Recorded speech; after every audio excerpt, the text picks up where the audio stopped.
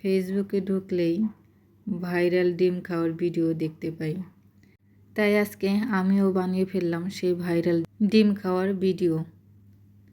আসসালামু আলাইকুম, সবাই কেমন আছেন? আশা করি নিশ্চয়ই ভালো আছেন। আমি আলহামদুলিল্লাহ ভালো আছি। ফেসবুকেই ঢুকলেই ভাইরাল ডিম খাওয়ার ভিডিও চোখে পড়ে। তো আজ আমিও ভাবলাম যে আমিও বানিয়ে দেখি, খেয়ে কেমন লাগে, আসলে কি মজা নাকি। তো ডিম প্রথমে সেদ্ধ দিয়েছি, ঘরে মানুষ 5 জন, তো 5টা ডিম দিয়েছি। আর তেঁতুলটা এখানে ভিজিয়ে রাখলাম।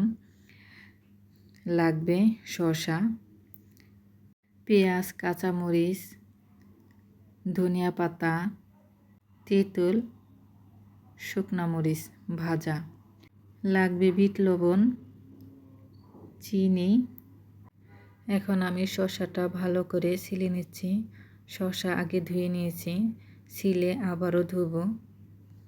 আমার ভিডিওটি যদি ভালো লাগে লাইক কমেন্ট করবেন, শেয়ার করবেন, ফেসবুক পেজটা সবাই ফলো দেবেন। তো আমার সিলা হয়ে গেছে, আমি এখন এটি চিকন চিকন করে কেটে নেব। বটিটা কাটলে ভালো হতো, বেশি চিকন হতো।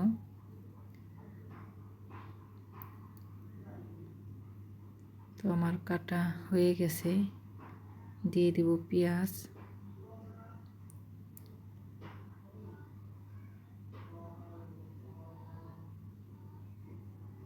কাঁচামরিচ,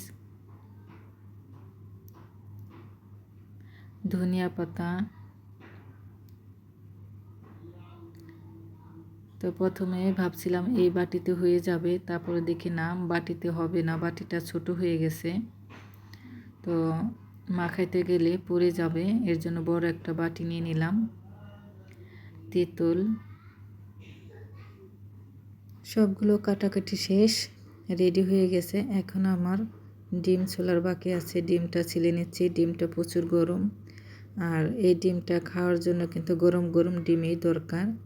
তো ডিমও ছোলা হয়ে গেছে। এই যে শুকনা মরিচ, শুকনা কড়াইতে ভেজে নিয়েছি, তেল দিয়ে ভাজিনি।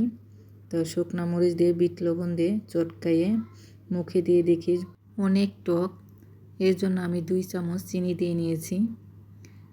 এখন মাখিয়ে দেখি, মুখে টেস্ট করে দেখলাম লবণ কম, আবারও একটু লবণ দিয়ে নিলাম। এখন পারফেক্ট হয়েছে। এই তো আমার ডিম দিয়ে খেয়ে দেখি, অনেক মজার ছিল, টক টক মিষ্টি মিষ্টি। ডিম দিয়ে খেতে খুবই ভালো লাগছে। আর এইভাবে সালাদ দিয়ে তেঁতুল দিয়ে মাখিয়ে তো এমনিতে খুব মজা লাগে, তার মধ্যে ডিম, খুবই মজার। তো আপনারা চাইলে এইভাবে ভাইরাল ডিমের রেসিপি বানিয়ে খেতে পারেন। আজকে এই পর্যন্তই। আল্লাহ হাফেজ।